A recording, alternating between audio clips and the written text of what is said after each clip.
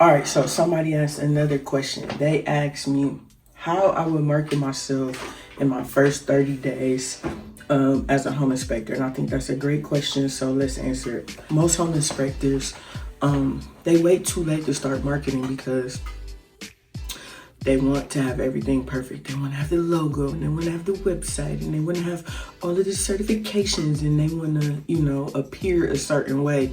And so they don't talk about it. And by the time they actually start telling people that they're available to do paid inspections, they're way behind. And so I want to walk you through what I would actually focus on in my first 30 days if I was starting all over as a new inspector. And I want to talk about it in order, in sequence, because the timing of everything matters. So let's get into it. But before we do that, make sure you hit the like button right now. Hit it. Bam. Hit it. Bam. Okay, so boom, you passed your exam, you got your license, you got your insurance, you're ready to go. One mistake that a lot of inspectors make is they don't take the time to set up their business properly. The foundation of everything is having your business together. And the reason why that is because most of you go to very poor schools and they don't teach you anything about the business. And that's why you should really come to Inspector Flow, because I show you how to set up your business. But that's another video for another day. So you have to, just like when you're inspecting houses and the foundation is everything for every other system for the house, same is true with your business foundation. So if I was starting over today, this is the exact checklist that I will go through to make sure that my business foundation was together. Okay, so get you something to write with and take some notes. Number one, you need to select and search a name. Your business name matters. You want to have something that is professional, something that's easy to remember, easy to spell. You don't want to be using any crazy spelling variations, and something that you could have for years to come. And before you commit to that name, you need to do some research on it and make sure it's not being used by somebody else. So check your state business database. You can Google it. You can check the social sites, Instagram, Facebook, search the domain. The worst thing that you could do is to start to build your business around a name that's already taken. Two is get your business, set up your business entity. Most new inspectors are going to be LLC or limited liability corporation. This is a fairly simple process. You just have to file your articles of incorporation with your state. It's going to cost you anywhere from $150 to a few $100s. So just look up your state and LLC, and you can see the process and the documents for that. Three is to get your EIN. Your EIN is the employee identification number. It's sort of like the social security number for your business. You'll need it for taxes. You'll need it for banking and other purposes. Do not pay anybody to get your EIN. You hear what I said? Don't pay anybody to get your EIN. You can get it for free yourself. Just go to irs.gov. You can get your own EIN. Do not pay nobody. Don't get scammed. And number four is once you have your entity and your EIN, and that's when you can open up your business bank account. Remember, your very first inspection, your business will be making money. So you need to have a business bank account that's separate from your personal. You want to keep your money separate from the very beginning. In terms of bank, there are all the lesser of evils. If you already have an account somewhere, see if you can establish a business account with that bank. And again, make sure it's just separate from your actual personal account. Number five is to set up your domain and your professional email account. So once you've selected or once you've researched and selected your name, you want to get your domain. So that's www.yourinspectioncompany.com. And then you want to get your professional email, so you won't have to use something at gmail.com. It can be nita@inspectorflow.com. That's a professional email that you can use. I'll put a link in the description. I like Namecheap because they're pretty cheap.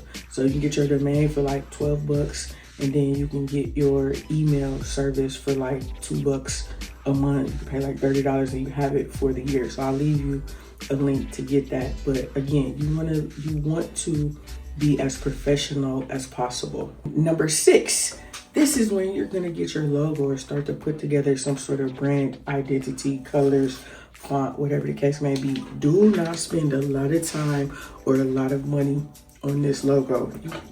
Just get something and go. That is the least of your concerns, is a logo. You can get it off Canva, which is like a site. They have templates.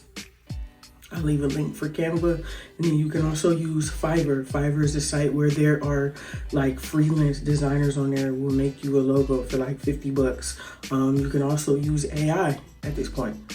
Let me know in the comments if you want. Maybe I should do a video on how to use AI for your branding. Good video. Anyways, don't spend a lot of money or a lot of time on your logo. Get it and go. The logo that you start out with is not the one that you always have to have. I'm literally in the process right now of upgrading my Inspector Flow logo. I've had my original one for 5 years now. I want to refresh it a little bit, so I'm changing it. No big deal, okay? But I've made lots and lots of cheese with my very first logo that I ever had. Shout out to Jordan Evers who created it, okay? Number 7, you wanna secure your social media platforms. That's your Instagram, your Facebook, YouTube, TikTok, whatever that is. You just wanna secure it.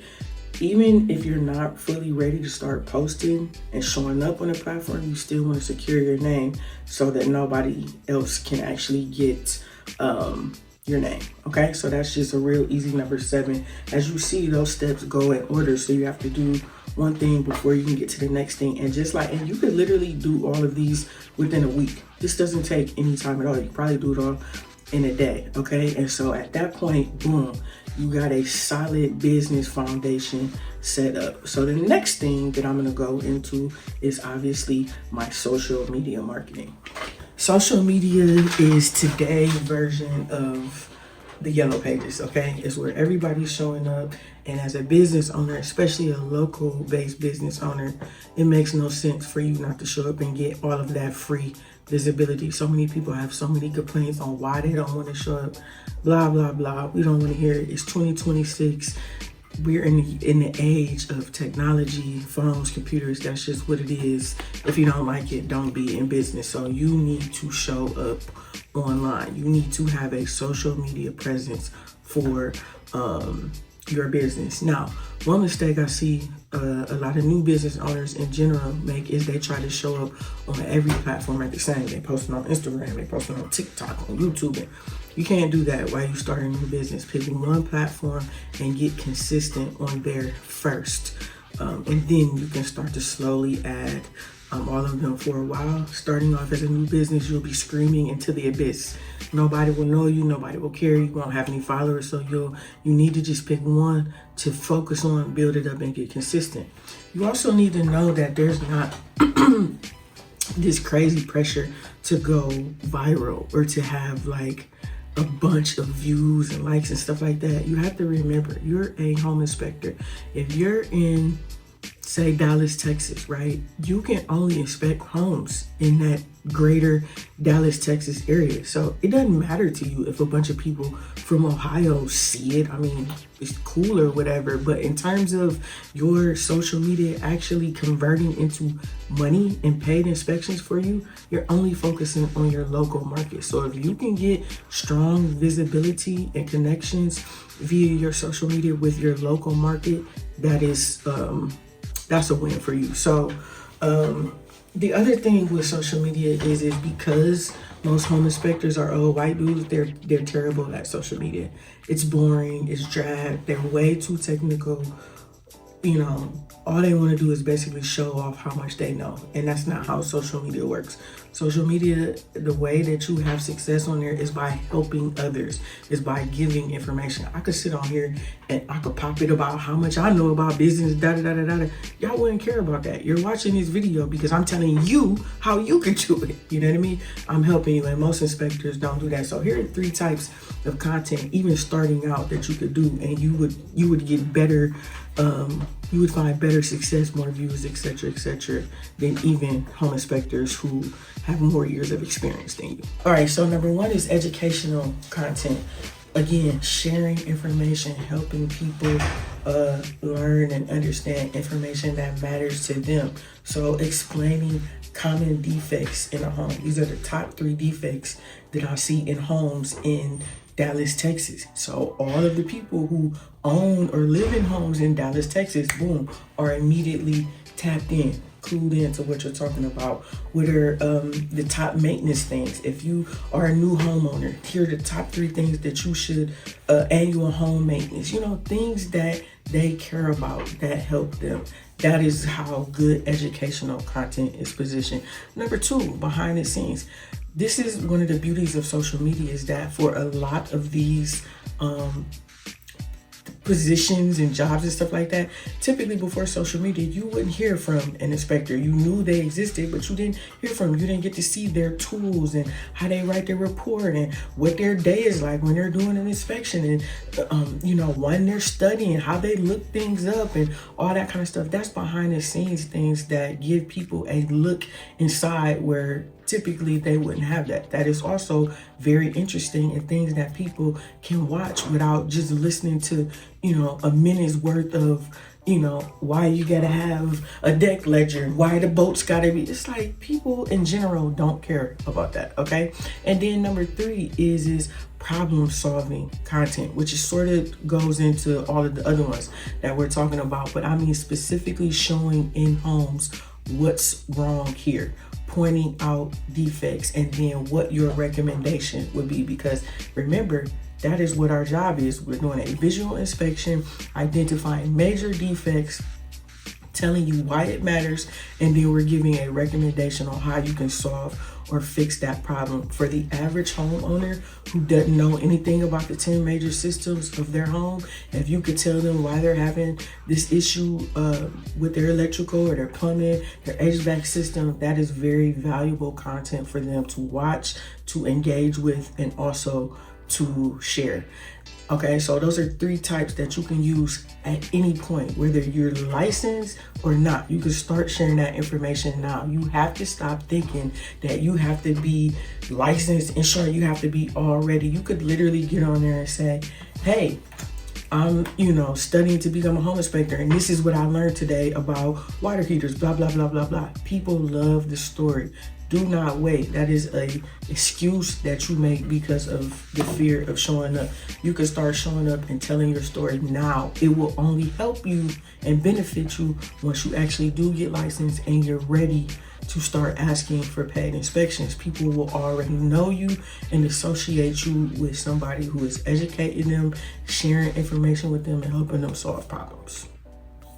So eventually, you gotta also get into the real world and start to build some of those relationships too. Our business is heavily relationship based, especially with active realtors. And when I say active realtors, I mean in people who are actually closing deals consistently. Those are the relationships that matter. You want to find people in your local real estate market who are active in the business, not people who just posting and saying whatever. People who are actually closing deals, because those are the agents who obviously need an inspector referral, right? So you want them to know who you are, what you do, what sets you apart, and that you are actually available for business. A lot of new inspectors sit around waiting on referrals and waiting on family and friends and this without ever getting out, actually introducing themselves to people and showing up and asking for business. You gotta go outside. You gotta go to networking events. You gotta go to workshops and local real estate events. Also, don't forget about your investor buyers. These are a group of people who are buying often, sometimes multiple homes every single month. And don't walk in, you're not going in begging for business. You're going in like letting with the attitude of, I have something of value to provide. If you have studied, see, this is where education, it all comes back to that, because without education, you don't have confidence. Without confidence, you won't market, right? But if you know, that's just like me. I know what I'm talking about. It's nothing for me to hit record and pop it and give it to you, because I've studied, I've executed, I know what I'm talking about. I know I have something valuable to share. You need to show up the same way and let all of these realtors, all of these investors, excuse me, other people know, hey, I'm new in the area. This is my business. This is what I do. This is what sets me apart. This is why you should consider referring your clients to me, okay? So your goal is to be, again, visibility, to become known, and to get an opportunity to show what you can do, which is, again, why education is so important. Because if somebody gives you a chance and you don't perform, they won't be giving you another chance, okay? So, like I said, don't forget your investor buyers. These are people who are buying properties constantly, and those relationships, they often open up doors as well. So you got to get outside, you got to meet people, you can't be shy, you know, and at the core of it is your education, your confidence. It makes marketing a lot easier. Okay, so let's look at what a day-to-day would be like in that first 30 days of me talking about all this stuff.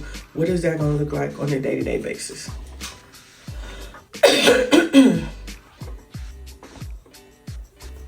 Okay, I need to tell you, your first few months as an inspector are going to be very slow.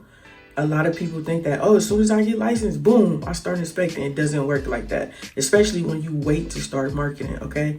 Early on, your life is going to be very repetitive. You're going to wake up, you need to study, you need to always be in your material, always be learning, reviewing, refreshing. You need to be working on your business, posting some content, networking, answering questions, engaging with people, practicing your inspections, making sure your reports, your templating is on point. Again, going to events, introducing yourself to people, and you're gonna be doing that day in and day out, because marketing works in the whole, right? I can't market today and expect to get any business tomorrow. The marketing that I do today won't pay off typically for 45 to 90 days. So that's why you have to always be doing it.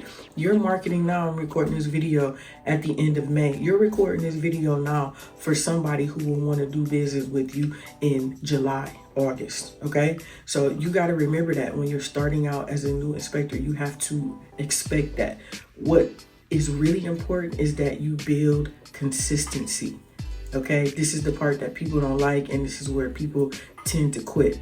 A lot of people, they want the business, but they're not going to consistently show up long enough for people to actually start doing business with them, okay? Marketing in the beginning is all about visibility and repetition. You have to show up doing the same thing every single day, and you have to be consistent with it. You can't do it today and not do it for 3 days and jump back in. It doesn't work like that. And this is this is the part where people, again, inevitably, they quit. You know, if it doesn't happen like that, it's like people just quit, and any business doesn't work like that. So you have to plan for that financially, understand that mentally, so you don't get taken out the game psychologically, and just commit to not quitting. Okay. So thanks for whoever that was. I can't remember right now who asked that question, but if you have more questions about inspecting, marketing, pricing, business, the exam, whatever the case may be, drop them in the comments. I'll keep these Q&A series going. Also, make sure that you get the study guide. The Inspector Flow study guide is where you need to start at to learn the 10 major systems of a home. That's the foundation, same foundation. You need to start there. Click the link in the description. You can get yours now. Peace.